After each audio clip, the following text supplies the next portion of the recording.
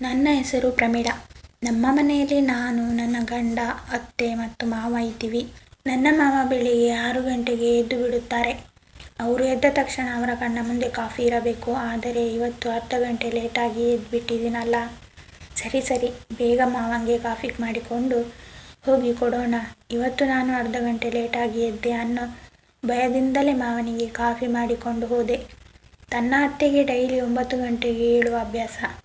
ಅವರು ಎದ್ದ ತಕ್ಷಣ ಅವರಿಗೆ ತಿಂಡಿ ರೆಡಿಯಾಗಿರಬೇಕು. ಆದರೆ ಆವತ್ತು ಲೇಟ್ ಆದ ಕಾರಣ ಯಾವ ತಿಂಡಿ ಬೇಗ ಮಾಡಬಹುದು ಎಂದು ಯೋಚಿಸಿದೆ. ಆಗ ನನಗೆ ತಲೆಗೆ ಹೊಳೆದದ್ದು ಉಪ್ಪಿಟ್ಟು. ಅದನ್ನೇ ಬೇಗ ನಾನು ಮಾಡಬೇಕು ಅಂತ ಬೇಗ ತಿಂಡಿ ಮಾಡಿದೆ. ನನ್ನ ಅತ್ತೆ 9 ಗಂಟೆಗೆ ಎದ್ದು ಸ್ನಾನ ಮಾಡಿ ತಿಂಡಿ ತಿನ್ನುವುದಕ್ಕೆ ಬಂದರು. ಅತ್ತೆ ಮಾವನಿಗೆ ಉಪ್ಪಿಟ್ಟು ಬಡಿಸಿದೆ. ಅತ್ತೆ ಅದನ್ನು ನೋಡಿ ಮುಖ ಚಿಕ್ಕದಾಗಿ ಮಾಡಿಕೊಂಡರು. ಏಕೆಂದರೆ ನನ್ನ ಅತ್ತೆಗೆ ಉಪ್ಪಿಟ್ಟು ಅಂದರೆ ಇಷ್ಟ ಇರಲಿಲ್ಲ. ಒಂದು ತುತ್ತು ಬಾಯಿಗೆ ಇಡುತ್ತಿರುವಾಗಲೇ, ಏನೇ ಇದು, ಇಷ್ಟೊಂದು ಉಪ್ಪು ಹಾಕಿದೀಯಾ? ಇಷ್ಟೊಂದು ಉಪ್ಪು ಹಾಕಿರೋ ತಿಂಡಿ ತಿಂದು BP ಶುಗರ್ ಎಲ್ಲ ಬಂದು ಬೇಗ ಕಳುಹಿಸಿಬಿಡಬೇಕು ನಮ್ಮನ್ನು ಅಂದ್ಕೊಂಡಿದ್ದೀಯಾ? ಅದಕ್ಕೆ ಈ ರೀತಿ ಅಡುಗೆ ಮಾಡಿ ಹಾಕ್ತಿದ್ದೀಯಾ ಎಂದು ಹೇಳಿ ಅತ್ತೆ ಉಪ್ಪಿಟ್ಟು ಸಮೇತ ಪ್ಲೇಟನ್ನು ಜೋರಾಗಿ ಟೇಬಲ್ ಮೇಲೆ ತಳ್ಳಿದರು. ನಂತರ ಅವರು ಅಲ್ಲಿಂದ ಎದ್ದು ಕೈ ತೊಳೆದುಕೊಂಡರು. ನನಗೆ ತುಂಬ ಬೇಸರವಾಗಿ ಕಣ್ಣಲ್ಲಿ ನೀರು ಬರುತ್ತಿತ್ತು. ಏನು ಮಾತನಾಡದೆ ಅಡುಗೆ ಮನೆಗೆ ಹೋದೆ. ಮದುವೆಯಾಗಿ 1 ವರ್ಷವಾಗಿರುತ್ತೆ. ನನಗೆ ಇದೆಲ್ಲ ಹೊಸದೇನಲ್ಲ. 1 ವರ್ಷದಿಂದ ಇದನ್ನೇ ತಾನೇ ನಾನು ನೋಡಿ ಕೇಳುತ್ತಿರುವುದು ಎಂದು ನನ್ನ ಮನಸ್ಸಿನಲ್ಲಿ ಅಂದುಕೊಳ್ಳುತ್ತಿದ್ದೆ. ನಂತರ ನಾನು ಸುಮ್ಮನಾಗುತ್ತಿದ್ದೆ.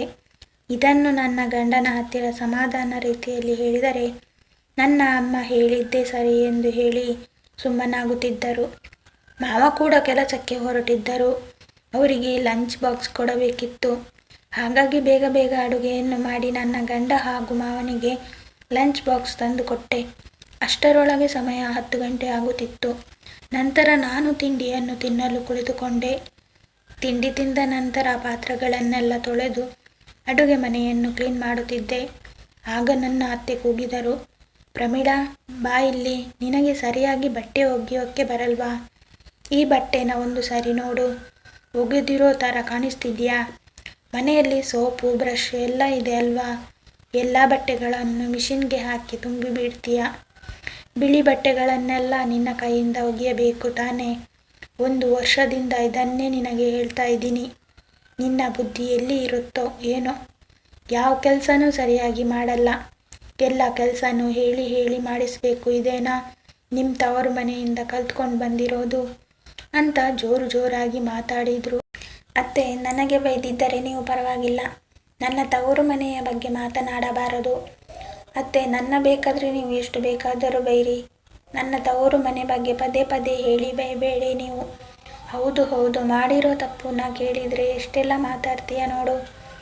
ದೊಡ್ಡವರಿಗೆ ಬೆಲೆ ಕೊಡಬೇಕು ಅನ್ನೋ ಪರಿಜ್ಞಾನ ಇಲ್ವಾ ನಿನಗೆ? ಕೆಲಸ ಮುಗಿಸಿಕೊಂಡು ನನ್ನ ಮಗ ಕಿಶೋರ ಮನೆಗೆ ಬರಲಿ. ಆಮೇಲೆ ನಿನ್ನ ಹತ್ರ ನಾನು ಮಾತಾಡ್ತೀನಿ ಅಂತ ಅತ್ತೆ ಹೇಳಿದರು.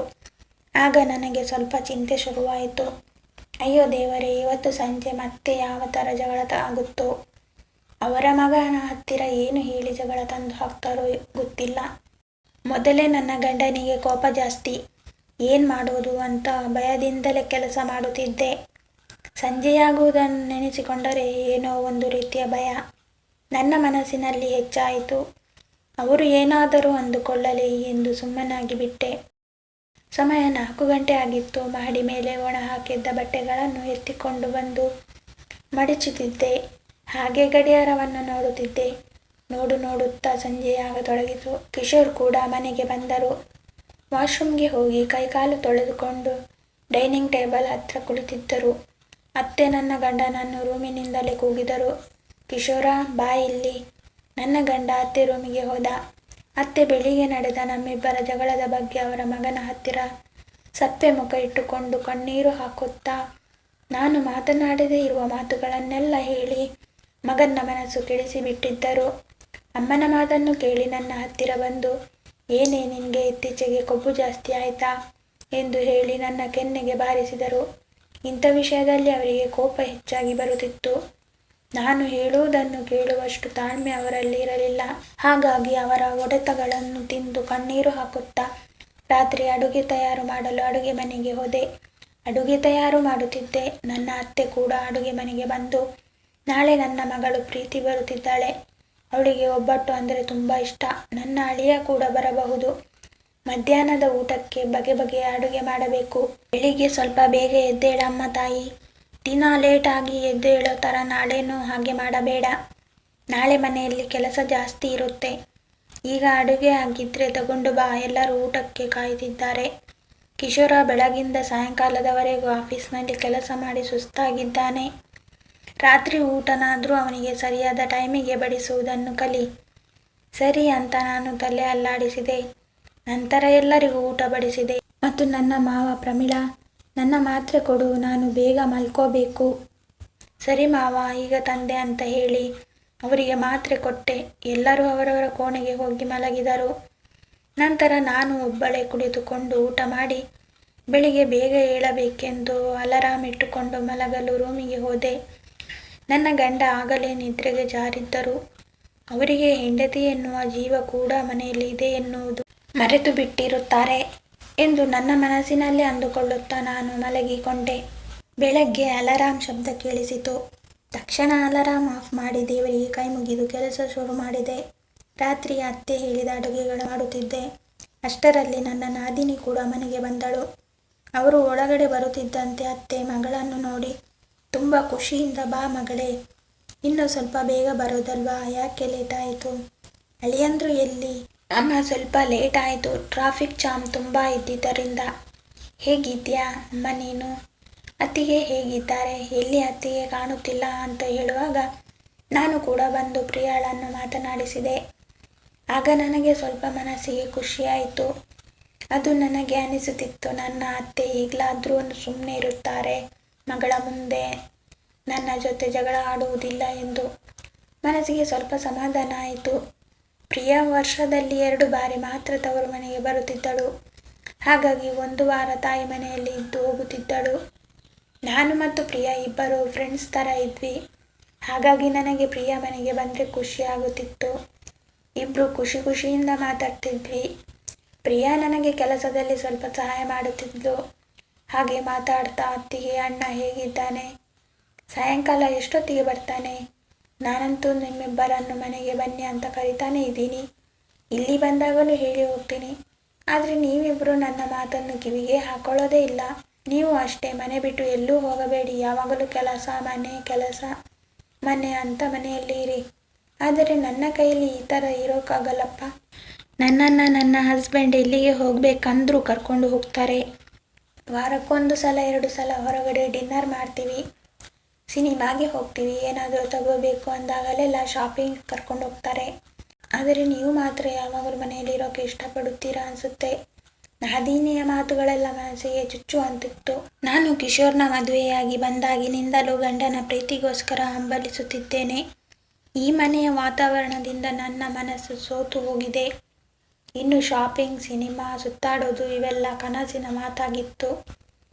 ಆಗ ಅಲ್ಲಿಗೆ ಅತ್ತೆ ಬಂದು, ಬರೀ ಮಾತಲ್ಲೇ ಇರ್ತೀಯಾ ಅಥವಾ ಅಡಿಗೆ ಕೂಡ ಬೇಗ ಮಾಡ್ತೀಯಾ? ಯಾವಾಗ ನೋಡಿದ್ರು ಲೇಟಾಗಿ ಹೇಳ್ತೀಯಾ, ಕೆಲಸಗಳು ಲೇಟು, ಬೇಗ ಬೇಗ ಮಾಡೋದನ್ನು ಕಲಿ ಅಂತ ಹೇಳಿದಾಗ, ಪ್ರಿಯಾ, ಅಮ್ಮ ನಾನು ಬಂದಾಗಿನಿಂದ ಅಡಿಗೆ ಮಾಡೋದು, ಆ ಕೆಲಸ ಈ ಕೆಲಸ ಮಾಡಬೇಕು ಅಂತ ಮಾಡಿಸ್ತಾನೆ ಇದೆಯಾ? ನಾನು ಬಂದಾಗಲಾದರೂ ಸ್ವಲ್ಪ ಸುಮ್ಮನೆ ಇರಬಾರ್ದಾ? ನೀನು ಸ್ವಲ್ಪ ಸುಮ್ಮನೆ ಇರು. ಯಾವಾಗ ನೋಡಿದರೂ ಅವಳಿಗೆ ಸಪೋರ್ಟ್ ಮಾಡಿಕೊಂಡು ಬರ್ತೀಯಾ ಅಂತ ಅತ್ತೆ ರೂಮಿಗೆ ಹೋದರು. ತನ್ನ ತಾಯಿ ಹೇಗೆ ಎನ್ನುವುದು ಮಗಳಿಗೆ ಗೊತ್ತಿತ್ತು. ಹಾಗಾಗಿ ನಾನೇ ಪ್ರಿಯಾಗೆ ಸಮಾಧಾನ ಮಾಡಿ ಸುಮ್ಮನಾದೆ. ಪ್ರತಿದಿನ ಇದೇ ರೀತಿಯಾದ ದಿನಚರ್ಯ ಸಾಗ್ತಾ ಇತ್ತು. ಅಷ್ಟರಲ್ಲಿ ಆಗಲೇ ಪ್ರಿಯಾ ಬಂದು 1 ವಾರ ಆಗೋಯಿತು. ಅವಳು ಹೊರಡೋದಿಕ್ಕೆ ಸಿದ್ಧ ಮಾಡ್ಕೋತಿದ್ಲು. ಆದರೆ ಪ್ರಿಯಾ ಹೋಗೋದಕ್ಕೂ ಮುಂಚೆ ಅಮ್ಮನ ರೂಮಿಗೆ ಹೋಗಿ ಮಾತಾಡ್ತಿದ್ಲು. ಅಮ್ಮ, ಅತ್ತಿಗೆನ ನೀನು ಯಾವಾಗಲೂ ಸಣ್ಣ ಪುಟ್ಟ ವಿಷಯಗಳಿಗೆ ಬೈತಾ ಇರಬೇಡ. ಯಾರಿಗೇ ಆಗಲಿ ಬೇಜಾರಾಗುತ್ತೆ. ದಿನ ನೀನು ಇದೇ ಥರ ಮಾಡ್ತಿದ್ರೆ ಮನೆಯಲ್ಲಿ ನೆಮ್ಮದಿ ಯಾರಿಗೂ ಇರಲ್ಲ. ನನಗೂ ಕೂಡ ಬರೋದಕ್ಕೆ ಕಷ್ಟ ಆಗುತ್ತೆ. ಸರಿ, ನನಗೆ ಟೈಮ್ ಆಯಿತು, ಹೊರಡ್ತೀನಿ. ನಿನ್ನ ಅಳಿಯ ನನ್ನ ಸ್ಟೇಷನ್ ಹತ್ರ ಬಂದು ರಿಸೀವ್ ಮಾಡ್ಕೋತಾರಂತೆ. ನಾನು ಮನೆಗೆ ಹೋದ್ಮೇಲೆ ಫೋನ್ ಮಾಡಿ ಮಾತಾಡ್ತೀನಿ ಅಂತ ಹೇಳಿ ಪ್ರಿಯಾ ಅವಳ ಗಂಡನ ಮನೆಗೆ ಹೊರಡುತ್ತಾಳೆ. ಇನ್ನು ನನಗೆ ದಿನನಿತ್ಯ ಮನೆಯಲ್ಲಿ ಕೆಲಸ ಜಾಸ್ತಿಯಾಗಿ ಸುಸ್ತು, ಆಯಾಸ, ದಿನೇ ದಿನೇ ನನ್ನ ಆರೋಗ್ಯ ಕೆಡುತ್ತಾ ಬರುತ್ತಿತ್ತು. ಈ ಕೆಲಸದ ಬ್ಯುಸಿ ಅತ್ತೆಯ ಮಾತುಗಳು ಇವೆಲ್ಲವುಗಳಿಂದ ನನ್ನ ಆರೋಗ್ಯದ ಕಡೆ ಗಮನ ಹರಿಸುತ್ತಿರಲಿಲ್ಲ. ಇನ್ನು ನನ್ನ ಪರಿಸ್ಥಿತಿಯನ್ನು ಗಂಡನ ಹತ್ತಿರ ಹೇಳಿಕೊಳ್ಳಬೇಕು ಎಂದಾಗಲೆಲ್ಲ ಅವರು ನನಗೆ ಸಮಯ ಕೊಡುತ್ತಿರಲಿಲ್ಲ. ನನ್ನೆಲ್ಲ ಪರಿಸ್ಥಿತಿಯನ್ನು ನೆನಪಿಸಿಕೊಂಡು ಒಬ್ಬಳೇ ರೂಮಿನಲ್ಲಿ ಕುಳಿತುಕೊಂಡು ಅಳುತ್ತಿದ್ದೆ. ಮರುದಿನ ಬೆಳಿಗ್ಗೆ ನನ್ನ ಅತ್ತೆ ಬ್ಯಾಂಕ್ ಕೆಲಸದ ಮೇಲೆ ಹೊರಗಡೆ ಹೋದರು. ಆಗ ನನಗೆ ಒಂದು ಆಲೋಚನೆ ಬಂತು. ಈಗಂತೂ ಮನೆಯಲ್ಲಿ ಯಾರೂ ಇಲ್ಲ, ಇಲ್ಲೇ ಹತ್ತಿರದಲ್ಲಿರುವ ಕ್ಲಿನಿಕ್ಕಿಗೆ ಹೋಗಿ ನನ್ನ ಆರೋಗ್ಯವನ್ನು ತೋರಿಸಿಕೊಳ್ಳಬೇಕು ಅಂತ ಅಲ್ಲಿಗೆ ಹೋದೆ. ಆದರೆ ನನಗೆ ಅಲ್ಲಿ ಒಂದು ಆಶ್ಚರ್ಯ ಕಾದಿತ್ತು. ಡಾಕ್ಟರ್ ನನ್ನ ಆರೋಗ್ಯದ ಬಗ್ಗೆ ಚೆಕ್ ಮಾಡಿದರು. ನಂತರ ಅವರು ಹೇಳಿದರು, ತುಂಬ ಆಯಾಸ ಮಾಡಿಕೊಳ್ಳಬೇಡ, ಟೈಮ್ಗೆ ಊಟ ತಿಂಡಿ ಹಣ್ಣು ತರಕಾರಿಗಳನ್ನು ಆಗಾಗ್ಗೆ ತಿನ್ನುತ್ತಿರಬೇಕು ಎಂದು ಹೇಳಿದರು. ಈಗ ನೀನು ಗರ್ಭಿಣಿ. ಆದರೆ ನನಗೆ ಸಂತೋಷ ತಡೆಯಲಾಗಲಿಲ್ಲ. ಆ ಕ್ಷಣದಲ್ಲಿ ನನಗೆ ಸುಸ್ತು ಆಯಾಸವೆಲ್ಲ ಮಾಯವಾದಂತೆ ಅನಿಸುತ್ತಿತ್ತು. ಈ ವಿಷಯವನ್ನು ಮೊದಲು ನನ್ನ ಗಂಡನಿಗೆ ತಿಳಿಸಬೇಕೆಂದು ಮನೆಗೆ ಬೇಗ ಬಂದೆ. ಆದರೆ ಅವರು ಬರುವ ಸಮಯ ಆಗಿರಲಿಲ್ಲ. ಸಂಜೆ ಬಂದ ನಂತರ ಹೇಳಬೇಕು. ಈ ವಿಷಯ ಕೇಳಿದ ಮೇಲೆ ಕಿಶೋರ್ ನನ್ನನ್ನು ಚೆನ್ನಾಗಿ ನೋಡಿಕೊಳ್ಳಬಹುದು, ತನ್ನ ವಂಶದ ಕುಡಿ ಬೆಳೆಯುತ್ತಿದೆ ಎಂದು ಅಂದುಕೊಳ್ಳುತ್ತಿರುವಾಗಲೇ ಕಿಶೋರ್ ಮನೆಗೆ ಬಂದರು. ರೀ, ನಿಮಗೆ ಒಂದು ಖುಷಿ ಸಮಾಚಾರ ಹೇಳಬೇಕು. ದಿನ ಒಂದು ಸಮಾಚಾರ ಏನಾದರೂ ಇದ್ದೇ ಇರುತ್ತೆ ನಿಂದು. ಕೇಳೋಕೆ ಪುರುಸುತ್ತಿಲ್ಲ. ತುಂಬ ತಲೆನೋವು ಇದೆ.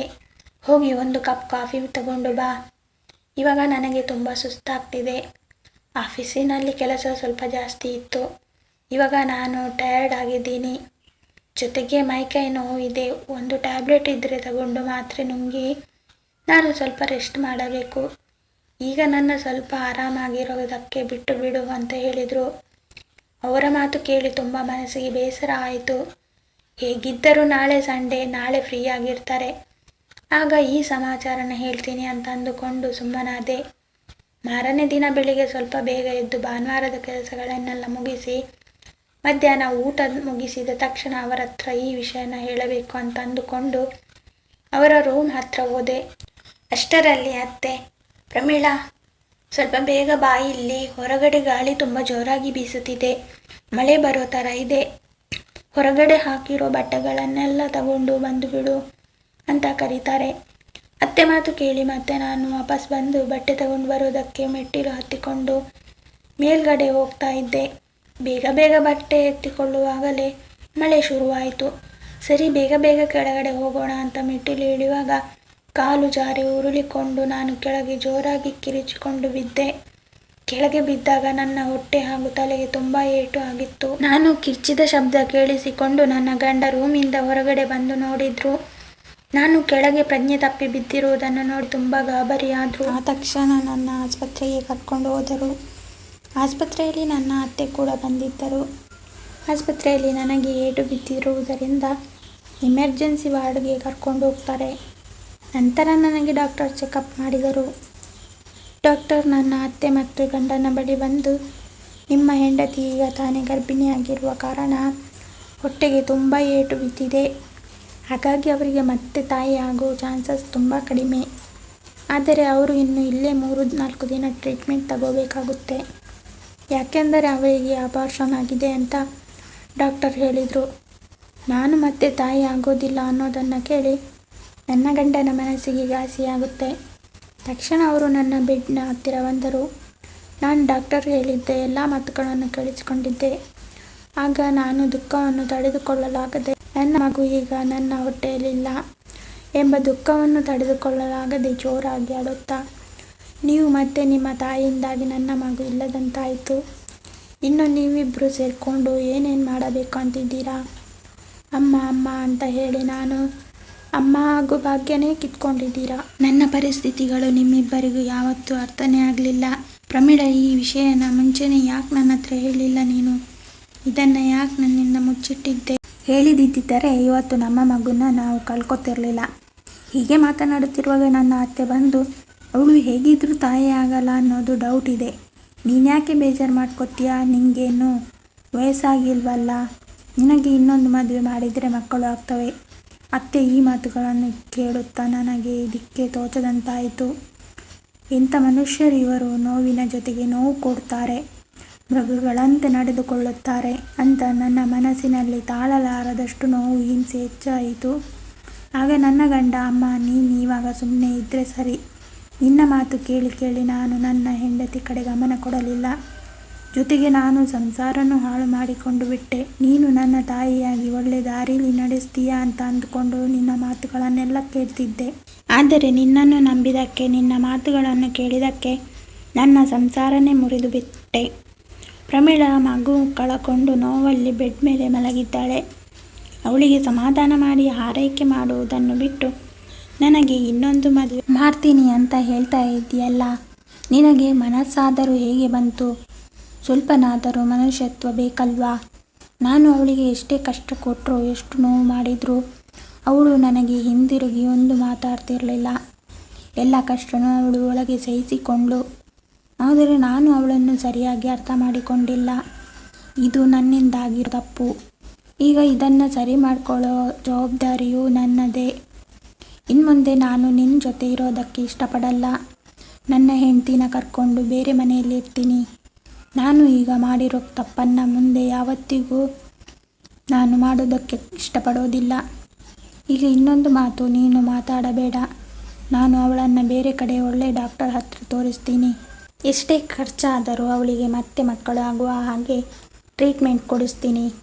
ಆಗ ನನ್ನ ಅತ್ತೆ, ಹೌದು ಕಣೋ, ನೀನು ಹೇಳುತ್ತಿರೋದು ಸರಿ. ಇಷ್ಟೆಲ್ಲ ಆಗೋದಕ್ಕೆ ನಾನೇ ಕಾರಣ. ಮಗಳು ಥರ ನೋಡ್ಕೋಬೇಕಾಗಿದ್ದ ಪ್ರಮೀಳಾನ ಕೆಲಸದವರಿಗಿಂತ ಕಡೆಯಾಗಿ ನೋಡಿಕೊಂಡೆ. ಸೊಸೆ ಅಂತಲೂ ನಾನು ನೋಡಲಿಲ್ಲ. ಇವತ್ತಿಂದ ಪ್ರಮೀಳಾ ನನಗೆ ಮಗಳಿದ್ದ ಹಾಗೆ. ನಾನು ಪ್ರಿಯಾನ ಎಷ್ಟು ಪ್ರೀತಿಸುತ್ತೇನೋ ಹಾಗೆ ಪ್ರಮೀಳಾನು ಪ್ರೀತಿಸ್ತೀನಿ. ಇನ್ಮುಂದೆ ಪ್ರಿಯಾ ಮತ್ತು ಪ್ರಮೀಳಾ ಇಬ್ಬರು ಒಂದೇ. ಆದರೆ ನೀನು ಬೇರೆ ಮನೆ ಮಾಡ್ತೀನಿ ಅಂತ ಹೇಳಿದ್ದು ಸರಿಯಾಗಿದೆ. ನಾನು ಬುದ್ಧಿ ಕಲಿಯಬೇಕು ಅಂದರೆ ಮಗ ದೂರ ಇದ್ರೇ ಗೊತ್ತಾಗೋದು. ಆಗ ನನಗೂ ಒಂದು ಪಾಠ ಕಲಿತ ಹಾಗೆ ಆಗುತ್ತೆ. ನನಗೆ ನನ್ನ ಮಗ ಸೊಸೆ ಚೆನ್ನಾಗಿರಬೇಕು. ಇಷ್ಟು ದಿನ ಮಣ್ಣು ತಿನ್ನೋ ಕೆಲಸ ಮಾಡಿದೆ ಅಂತ ಕಣ್ಣೀರು ಹಾಕ್ತಾರೆ. ಇತ್ತ ನನಗೆ 4 ದಿನಗಳ ನಂತರ ಆಸ್ಪತ್ರೆಯಿಂದ ಡಿಸ್ಚಾರ್ಜ್ ಆಗಿ ಮನೆಗೆ ಬಂದೆ. ನನ್ನ ಆರೋಗ್ಯ ಕೂಡ ಸ್ವಲ್ಪ ಮಟ್ಟಿಗೆ ಸುಧಾರಿಸುತ್ತೆ. ಆದರೆ ನನ್ನ ಮನಸ್ಸಿನಲ್ಲಿ ಮಗನ ಕಳ್ಕೊಂಡಿರೋ ನೋವು ಕಾಡ್ತಾನೇ ಇರುತ್ತೆ. ನಂತರ ನನ್ನ ಗಂಡ ಬೇರೆ ಮನೆ ಸಹ ಮಾಡುತ್ತಾರೆ. ಒಳ್ಳೆ ಡಾಕ್ಟರ್ ಹತ್ತಿರ ನನಗೆ ಟ್ರೀಟ್ಮೆಂಟ್ ಕೊಡಿಸ್ತಾರೆ. ಮನೆ ಮಾಡಿ 1.5 ವರ್ಷ ಕಳೆಯುತ್ತಿದ್ದಂತೆ ನನಗೆ ಒಂದು ಮುದ್ದಾದ ಮಗು ಹುಟ್ಟುತ್ತೆ. ಆಗ ನನ್ನ ಗಂಡನಿಗೆ ಸ್ವರ್ಗ ಸಿಕ್ಕಿದಂತೆ ಖುಷಿ ಪಡುತ್ತಾರೆ. ಆಗ ಅವರು ನಾನು ಮತ್ತು ನನ್ನ ಮಗು ಖುಷಿಯಾಗಿರುವುದನ್ನು ನೋಡಿ ತಿಳಿದು ನಾನು ತುಂಬ ದೊಡ್ಡ ತಪ್ಪು ಮಾಡಿದ್ದೆ. ಈಗಲಾದರೂ ನನ್ನ ಹೆಂಡತಿ ಮಗನ ನಾನು ಸಂತೋಷವಾಗಿ ನೋಡ್ಕೋಬೇಕು ಅಂತ ಮನಸ್ಸಿನಲ್ಲಿ ಖುಷಿ ಪಡುತ್ತಾರೆ. ನನ್ನ ಅತ್ತೆ, ಮಾವ, ನಾದಿನಿ ಎಲ್ಲರೂ ನಮ್ಮ ಮನೆಗೆ ಬರುತ್ತಾರೆ. ಮಗುವನ್ನು ನೋಡಿ ತುಂಬ ಸಂತೋಷ ಪಡುತ್ತಾರೆ. ಈ ಕಥೆಯಲ್ಲಿ ನಾವು ತಿಳಿದುಕೊಳ್ಳಬೇಕಾಗಿರುವ ವಿಷಯ ಏನೆಂದರೆ, ಒಂದು ಕುಟುಂಬದಲ್ಲಿ ಜೀವನ ಮಾಡುತ್ತಿರಬೇಕಾದರೆ ನಾವು ಮಾಡೋ ಸಣ್ಣ ಪುಟ್ಟ ತಪ್ಪುಗಳಿಂದ ದೊಡ್ಡ ದೊಡ್ಡ ಸಂತೋಷಗಳನ್ನು ಕಳೆದುಕೊಳ್ಳುತ್ತೇವೆ. ಇದು ಇವತ್ತಿನ ನೀತಿ ಕಥೆಯಾಗಿತ್ತು. ಧನ್ಯವಾದಗಳು ಸ್ನೇಹಿತರೆ. ಈ ಕಥೆ ಇಷ್ಟ ಆಗಿದ್ದರೆ ಲೈಕ್ ಮಾಡಿ, ಶೇರ್ ಮಾಡಿ, ಸಬ್ಸ್ಕ್ರೈಬ್ ಮಾಡೋದನ್ನು ಮರಿಬೇಡಿ.